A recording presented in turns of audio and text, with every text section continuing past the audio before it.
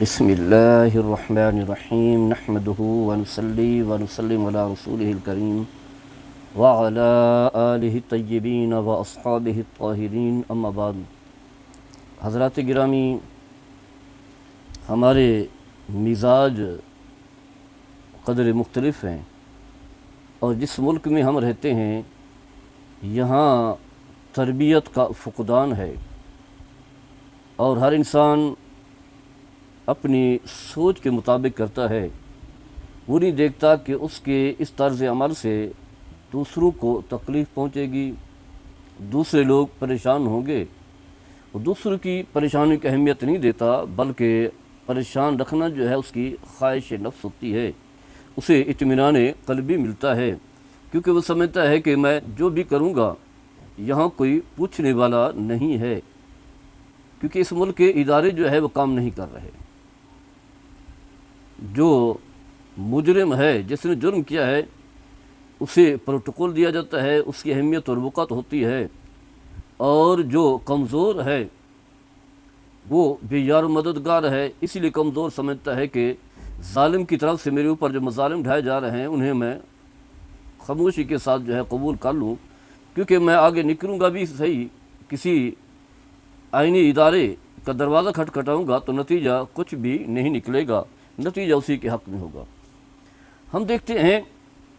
کہ لوگ جو ہے اپنے گھر کی صفائی کرتے ہیں، گھر میں جھاڑو دیتے ہیں، یا جو ہے پانی کا چھڑکاؤ کرتے ہیں، تو یہ صفائی جو ہے، جو گندگی ہے، ہم بازار میں راستے پر جو ہے پھینک دیتے ہیں، یا اسی طرح جو ہے پانی جو ہے جب گھر کے اندر جو ہے چھڑکاؤ کرتے ہیں، پانی کے ذریعے سے صفائی کرتے ہیں، تو پانی جو ہے وہ باہر سڑکوں پر جو ہے نظر آتا ہے، بازاروں میں نظر آتا ہے، گزرنے والے جو لوگوں کے راستے ہیں وہاں نظر آ رہا ہوتا ہے، اور لوگوں کا گزرنا قدرے مشکل ہو جاتا ہے۔ لیکن ہمارا ایک مزاج بن چکا ہے، ہم اس چیز کی پرواہ نہیں کرتے۔ لوگ جو ہے اذیت میں، تکلیف میں، پریشانی میں گزر رہے ہوتے ہیں، برا بھلا بھی کہہ رہے ہوتے ہیں، لیکن سامنا نہیں کرتے، کیونکہ وہ سمجھتے ہیں کہ اس کا کوئی نتیجہ نہیں نکلے گا۔ یا اسی طرح ہم جو ہے کوڑا باہر پھینک دیتے ہیں، کوئی احساس ہی نہیں ہے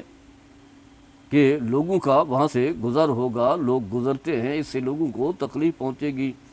لیکن ہمیں اس چیز کی کوئی پرواہ نہیں ہے۔ تو یہ ایک بہت بڑا المیہ ہے۔ ہم سنتے ہیں کہ جو مغربی ممالک ہیں، عالم کفر ہے، وہاں اس طرح کوئی بھی نہیں کرتا، قوانین بڑے سخت ہیں، اور ویسے بھی اگر کوئی اس طرح طرز عمل اختیار کرے، کوئی کوڑا باہر پھینک دے، سگریٹ جو ہے راستے میں پھینک دے، تو لوگ اسے حقارت کی نگاہ سے دیکھتے ہیں، ایسے دیکھتے ہیں گویا کہ اس شخص نے جو ہے بہت بڑا جرم کیا ہے، جس کی وجہ سے اسے ندامت ہوتی ہے کہ میں نے یہ کیا کام کر بیٹھا ہوں۔ ویسے تو وہ کرتا ہی نہیں ہے، کیونکہ اس چیز کا احساس ہے، اس کی تربیت اس انداز سے کی جاتی ہے۔ یا اسی طرح کیلے کے چھلکے ہیں، یا کوئی بھی کھانے پینے کی اشیاء ہے، اس کے جو چھلکے وغیرہ ہیں وہ کہیں راستے میں پھینکتے نہیں ہیں، کیونکہ وہ سمجھتے ہیں کہ یہ غلط طرز عمل ہے، اس سے لوگوں کو تکلیف پہنچے گی، اور اگر ایسا غلطی سے کر بھی بیٹھے تو لوگ پھر خود آگے بڑھ کر کے اس چیز کو اٹھا لیتے ہیں، چھلکے اٹھا لیتے ہیں، یا سگریٹ کا جو حصہ ہے، ٹکڑا ہے، اسے اٹھا لیتے ہیں، اور اس شخص کے ساتھ جو ہے بڑی نفرت آمیز رویہ جو ہے اختیار کرتے ہیں، تب اسے بھی احساس ہوتا ہے کہ میں یہ غلط کر رہا ہوں۔ حضرات گرامی، یہ وہ تربیت ہے جو اسلام نے ہمیں دی ہے۔ یہ بات واضح ہے کہ کسی بھی مسلمان کو تکلیف دینا کسی انداز سے بھی ہو، زبان سے ہو، ہاتھ سے ہو، یا طرز عمل سے ہو، یا اس طرح راستے میں جو ہے کوئی خاردار گندگی یا کوئی اور چیز پھینک دینا، شریعت مطالعہ میں ناپسندیدہ عمل ہے۔ اور صفائی رکھنا، خاص کر کے اگر کوئی شخص جو ہے غلطی سے راستے میں کوئی کوڑا پھینک جاتا ہے، کوئی چھلکا پھینک جاتا ہے، یا کوئی پتھر پھینک دیتا ہے، اسے اس نیت سے ہٹا دینا کہ تاکہ اس سے کسی مسلمان کو تکلیف نہ پہنچے، تو یہ وہ عمل ہے جو اللہ کے ہاں پسندیدہ ہے، اور اس عمل کو سر انجام دینے والے کے لیے مغفرت و بخشش کا ذریعہ بن جاتا ہے، اس کے گناہوں کے لیے کفارہ بن جاتا ہے۔ تو مسلمان کتنا خوش نصیب ہے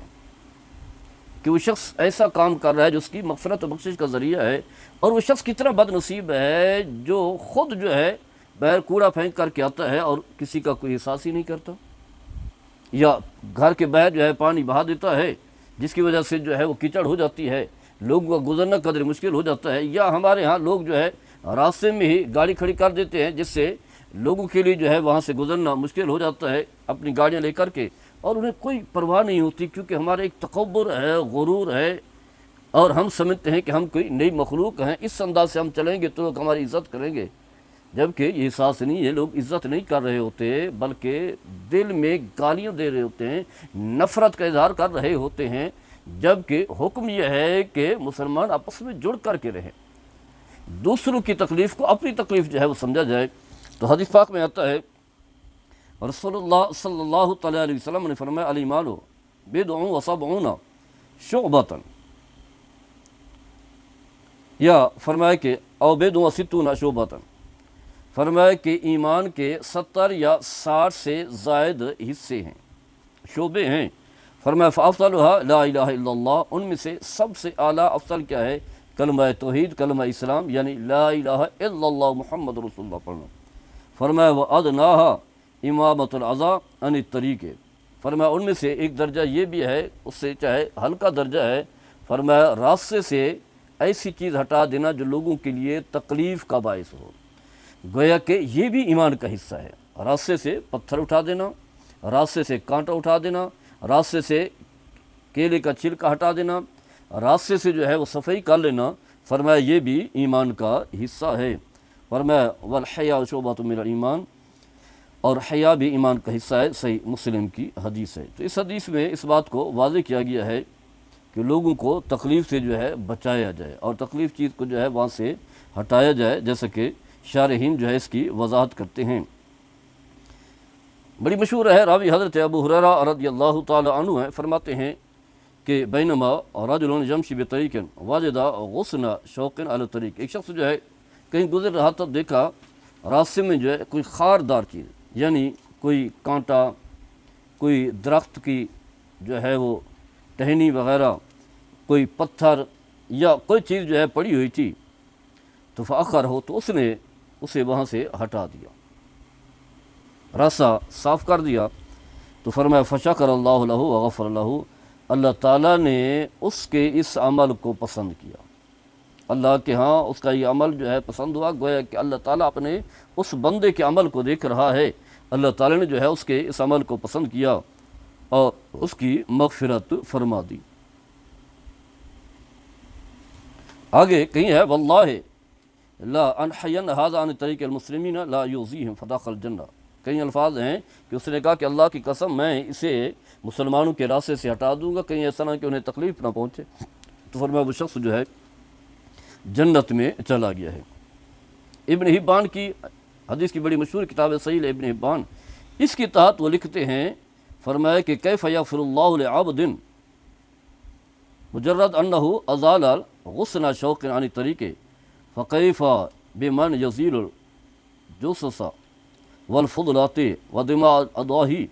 فرمایا کہ دیکھیں کہ اللہ تعالیٰ نے جو ہے اس بندے کی مغفرت فرما دی ہے جس نے محض جو ہے ایک خاردار چیز جو ہٹا دی،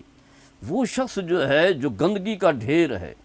یعنی ہمارے ہاں اجری وغیرہ پھینک دی جاتی ہے یا جو ہے فضلات وغیرہ گندگی جو ہے باہر ہم پھینک دیتے ہیں، فرمایا جو شخص گندگی اٹھاتا ہے، اسی طرح جو ہے بہت ہی معیوب جو انسان کی فضلات ہیں وہ اٹھاتا ہے وہاں سے، تو فرمایا اس کے لیے جو ہے کتنا جو ہے وہ عمل جو ہے مغفرت و بخشش کا ذریعہ بنے گا۔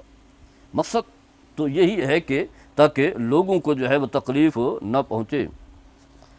اس کے مقابلے میں واضح ہے کہ کسی کو بھی تکلیف دینا، جیسا کہ ہمارے ہاں یہ رواج ہے، گندگی وغیرہ جو ہے باہر پھینک دینا، کتنا جو ہے گناہ کا ذریعہ ہے، معیوب اور ناپسندیدہ طرز عمل ہے۔ رسول اللہ صلی اللہ تعالیٰ علیہ وسلم نے اس بارے میں جو ہے بڑی سخت وعید فرمائی ہے۔ تو بتانا یہ ہے کہ ہم مسلمان ہیں، مسلمان سے دوسرے لوگوں کو جو ہے خوشی اور راحت ملتی ہے، عزت ملتی ہے، وقار ملتا ہے، نہ یہ کہ مسلمان سے دوسرے مسلمان کو تکلیف پہنچتی ہے، کوئی اذیت پہنچتی ہے۔ یہ جو ہمارے ہاں منفی رویے ہیں، یہ کوئی پسندیدہ رویے نہیں ہیں، نہ پسندیدہ رویے ہیں، اور ویسی عام طور پر جو ہے ملکی قوانین بھی ہیں کہ راستے میں جو ہے کوئی گندگی وغیرہ نہ پھینکی جائے، یہ قوانین بھی ہیں اور واضح ہے کہ سزائیں بھی ہوں گی، لیکن ہم نے ملکی قوانین کو بھی دیکھنا ہے، اس کے ساتھ ساتھ ہمارے سامنے جو ہے شریعت مطہرہ ہو، کیونکہ مسلمان کی زندگی جو ہے وہ شریعت مطہرہ کے مطابق ہوتی ہے۔ وہ طرز عمل وہ اختیار کرتا ہے جس سے اللہ تعالیٰ کی ذات بھی راضی ہو اور اللہ تعالیٰ کے حبیب صلی اللہ تعالیٰ علیہ وسلم کی اتباع اور اطاعت بھی ہو، پیروی بھی ہو۔